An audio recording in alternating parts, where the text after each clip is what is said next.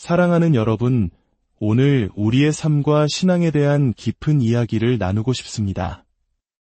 이 이야기가 여러분의 마음에 작은 위로와 희망의 씨앗이 되기를 바랍니다.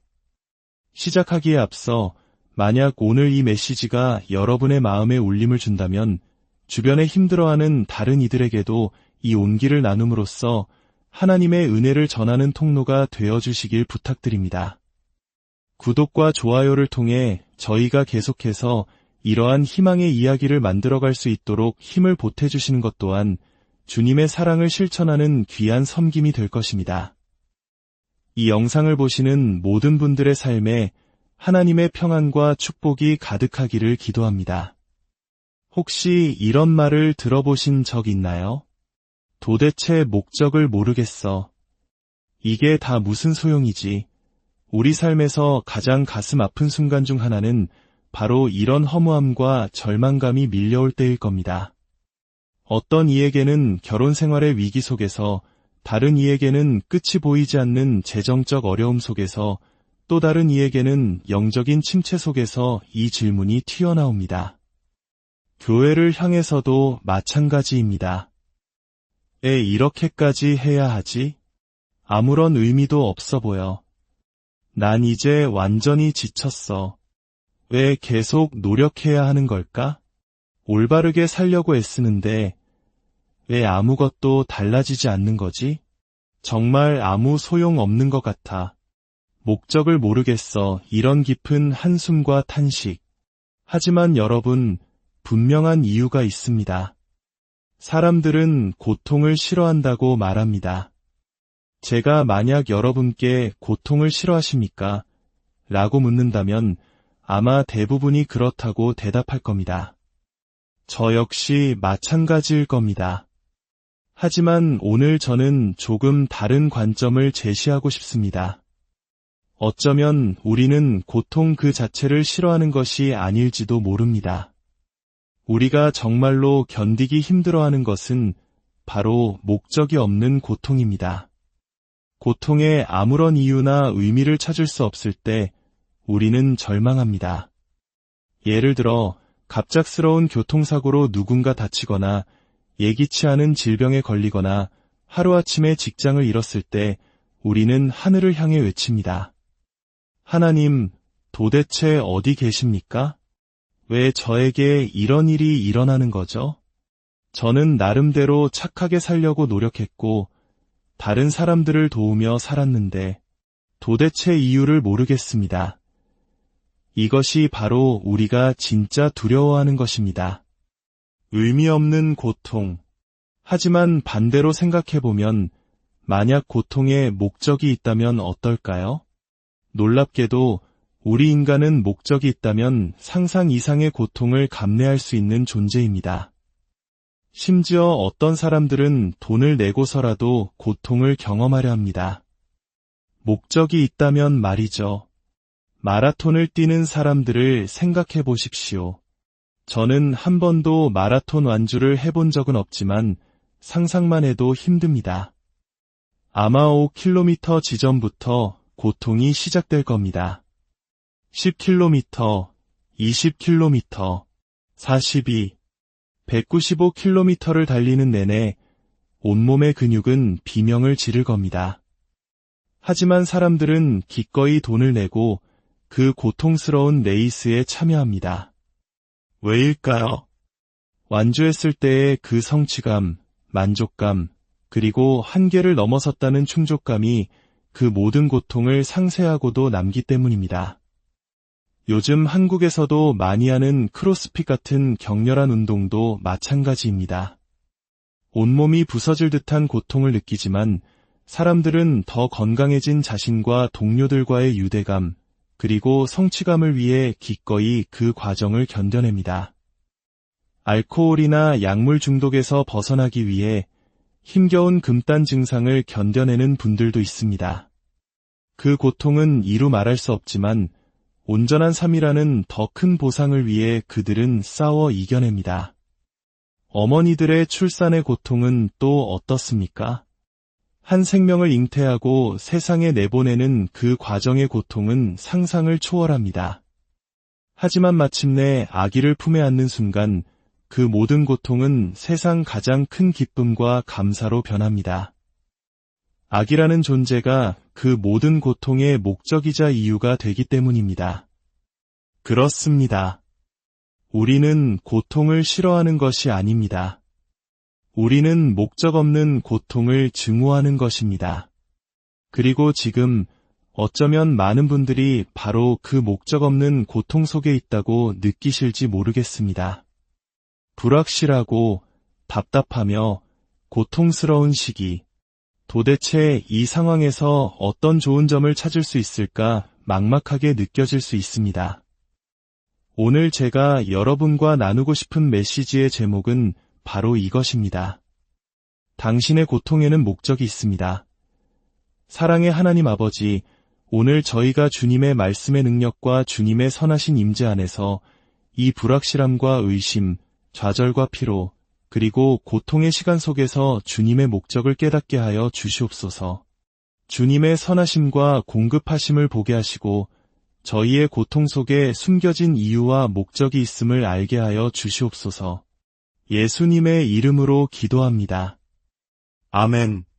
성경에는 과거에 저를 무척이나 힘들게 했던 구절이 하나 있습니다. 예수님의 말씀이 저를 불편하게 했다니 좀 이상하게 들릴 수도 있겠습니다만 사실이 그랬습니다. 누가복음 22장 31절입니다.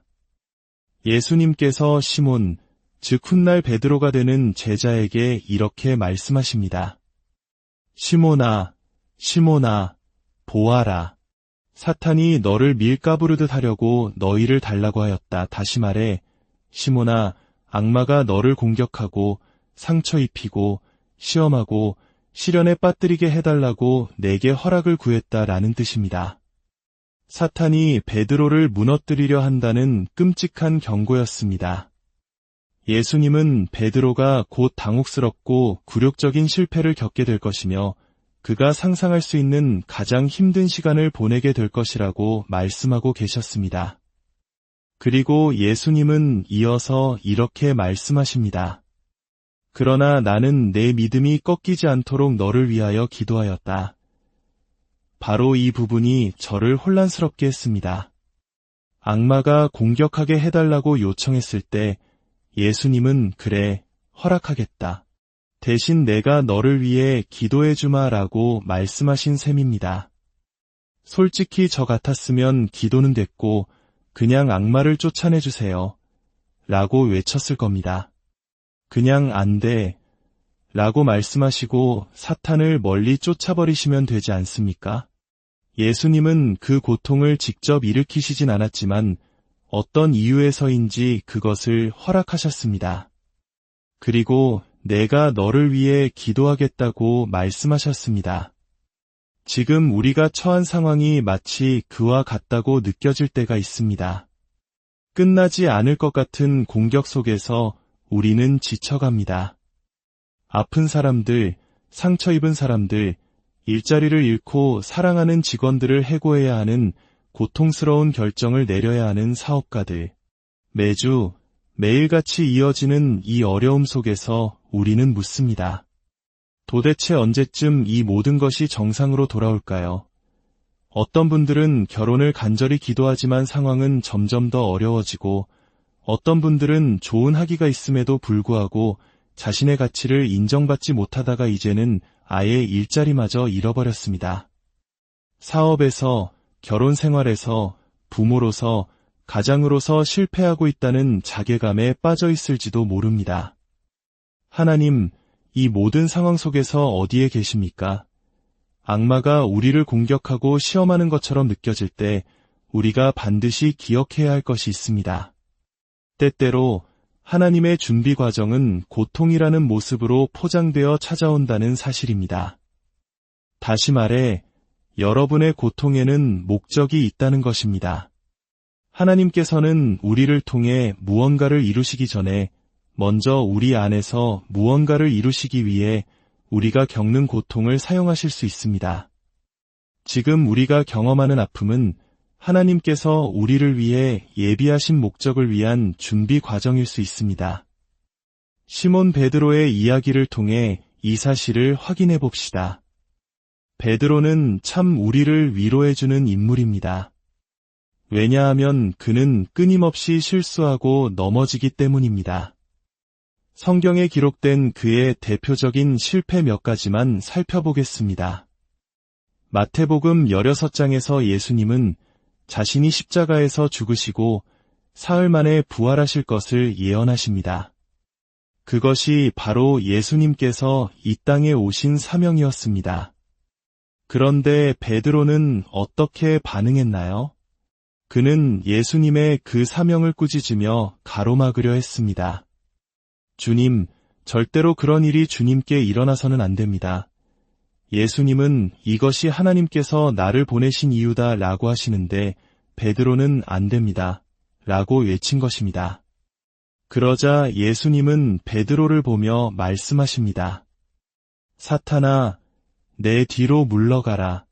너는 나에게 걸림돌이다. 예수님께서 누군가를 사탄이라고 부르셨다면 그건 정말 심각한 잘못을 저질렀다는 뜻이겠죠.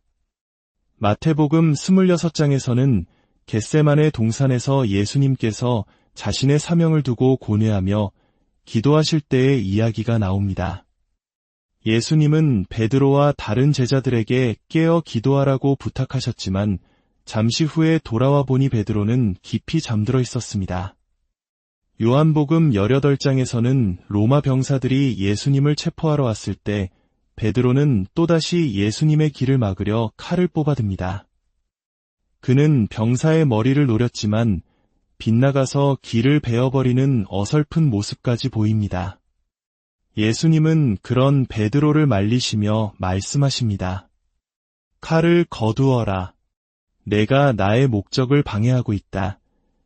그리고는 떨어진 귀를 주어 병사를 치유해 주십니다. 그리고 결정적인 실패가 찾아옵니다. 예수님께서 닭이 울기 전에 베드로가 3번이나 자신을 부인할 것이라고 예언하셨을 때 그는 이렇게 호언장담했습니다. 절대 그런 일은 없을 겁니다. 저는 언제나 주님 곁에 있을 겁니다. 다른 사람은 다 그래도 저는 주님을 따를 겁니다. 하지만 얼마 지나지 않아 한 어린 소녀가 당신도 저 사람의 제자 중 한 명이지요. 라고 물었을 때 베드로는 나는 내가 무슨 말을 하는지 모르겠다며 부인했습니다. 그런 일이 3번이나 반복되었습니다. 가장 가슴 아픈 것은 누가복음 22장에 기록된 장면입니다. 베드로가 3번째로 예수님을 부인하는 그 순간 예수님께서 그를 돌아보셨고 두 사람의 눈이 마주쳤습니다. 성경은 이렇게 기록합니다. 주께서 몸을 돌려 베드로를 똑바로 쳐다보셨다. 그제야 베드로는 오늘 닭이 울기 전에 내가 나를 3번 부인할 것이다. 하신 주님의 말씀이 생각났다. 그는 밖으로 나가서 비통하게 울었다. 비통하게 울었다. 그 고통은 그가 감당하기에는 너무나 컸을 겁니다. 나는 정말 실패자야. 나는 하나님을 실망시켰어. 나는 내 잠재력에 미치지 못했어. 지금 이 순간 많은 분들이 이와 같은 실패감을 느끼고 있을지 모릅니다. 내가 뭔가 잘못 생각했나 봐. 더 잘 대비했어야 했는데. 아무리 노력해도 의욕이 생기지 않아. 나는 좋은 부모가 아니야. 아이들을 망치고 있어. 성령의 열매인 사랑과 희락과 화평과 오래 참음 대신 내 안에는 분노와 불안, 좌절과 걱정뿐이야. 베드로가 실패의 나락에 떨어져 있을 때 그 고통과 후회 속에서 하나님은 어디에 계셨을까요? 거기에는 목적이 있었습니다. 이유가 있었습니다. 때때로 하나님의 준비는 고통으로 포장되어 옵니다. 그렇기 때문에 우리는 삶을 단지 고통의 관점으로만 바라보아서는 안 됩니다. 내가 무엇을 잃었는가, 이건 불공평해, 과거엔 이랬는데, 와 같은 시선에만 머물러서는 안 됩니다. 대신 목적의 관점을 통해 당신의 고통을 바라보십시오. 하나님께서 당신을 통해 무언가를 이루시기 전에 먼저 당신 안에서 무언가를 하고 계실지 모른다는 사실을 깨달으십시오. 지금 당신이 겪고 있는 그 힘든 일이 사실은 당신을 강하게 만들기 위한 과정일 수 있습니다. 오직 그 고통을 통해서만 당신을 단련시킬 수 있는 방법으로 말입니다. 사도 바울은 로마서 8장 28절에서 이렇게 말했습니다. 성경에서 가장 많이 인용되는 구절 중 하나죠. 우리는 하나님을 사랑하는 사람들, 곧 하나님의 뜻에 따라 부르심을 받은 사람들에게는 모든 일이 서로 협력해서 선을 이룬다는 것을 압니다. 모든 일, 승진했을 때나 해고당했을 때나, 관계의 축복 속에서나 이별의 아픔 속에서나, 자랑스러운 결정을 내렸을 때나 후회스러운 실수를 저질렀을 때나, 그 모든 일 속에서 하나님은 그분의 선한 목적을 위해 일하고 계십니다. 여러분의 고통에 따라서가 아니라 하나님의 목적에 따라서 말입니다. 저는 삶을 바라보는 관점을 바꾸고 싶습니다. 내 고통의 한가운데서도 일하고 계시는 하나님의 목적의 손길을 보기 원합니다. 어떤 분들은 이렇게 생각하실지 모릅니다. 당신은 내가 얼마나 아픈지 몰라, 얼마나 절망적인지 모른다고. 물론입니다. 저는 여러분의 고통을 다 알 수 없습니다. 하지만 어쩌면 당신이 가장 두려워하고 피하고 싶었던 바로 그 일이 하나님께서 당신을 성장시키기 위해 사용하시는 유일한 도구일지도 모릅니다. 고통이 크면 클수록 그 너머에 있는 하나님의 목적 또한 더 위대할 수 있습니다. 야고보서 1장에서는 이렇게 말합니다. 나의 형제자매 여러분, 여러 가지 시험에 빠질 때에 그것을 더할 나위 없는 기쁨으로 생각하십시오. 참 이상하게 들리는 말입니다. 문제가 생겼을 때 기뻐하라니요. 왜일까요? 바로 그 고통의 목적이 있기 때문입니다. 야고보는 말합니다. 여러분은 믿음의 시련이 인내를 낳는다는 것을 알고 있습니다. 인내를 충분히 발휘해서 여러분이 완전하고 성숙한 사람이 되어서 아무 것에도 부족함이 없게 하십시오. 때로는 하나님의 준비가 고통으로 포장되어 오기 때문입니다. 다시 누가복음 22장으로 돌아가 봅시다. 예수님의 말씀입니다. 시몬아, 시몬아, 사탄이 너를 밀가부르듯 하려고 너희를 달라고 하였다. 그러나 나는 내 믿음이 꺾이지 않도록 너를 위하여 기도하였다. 그리고 예수님은 이렇게 덧붙이십니다. 그러니 내가 돌이킨 뒤에 내 형제들을 굳세게 하여라. 나는 너를 위해 기도했다. 너의 영적 원수가 너를 해치기 위해 사용하려는 바로 그것을 나는 너를 강하게 하기 위해 사용할 것이다. 너는 다시 돌아올 것이다. 그리고 돌아왔을 때 너는 달라져 있을 것이다. 너는 더 강해져 있을 것이다. 너는 나의 목적을 위해 준비될 것이다. 그 고통은 사실 준비 과정이었던 것입니다. 실제로 예수님께서 부활하신 후 오순절에 모인 수많은 사람 앞에서 부활과 용서의 능력을 처음으로 설교한 사람이 누구였는지 아십니까? 바로 베드로였습니다. 자신의 죄를 용서받는다는 것이 무엇인지 뼈저리게 경험했기에 그는 여러분의 죄를 회개하십시오라고 담대히 외칠 수 있었습니다. 그리고 그날 3,000명이나 되는 사람들이 그리스도께 자신의 삶을 드렸습니다. 고통의 한가운데서 하나님께서 일하고 계셨기 때문입니다. 우리가 항상 그것을 볼 수는 없을지라도 믿음으로 그것을 선택하고 믿으십시오.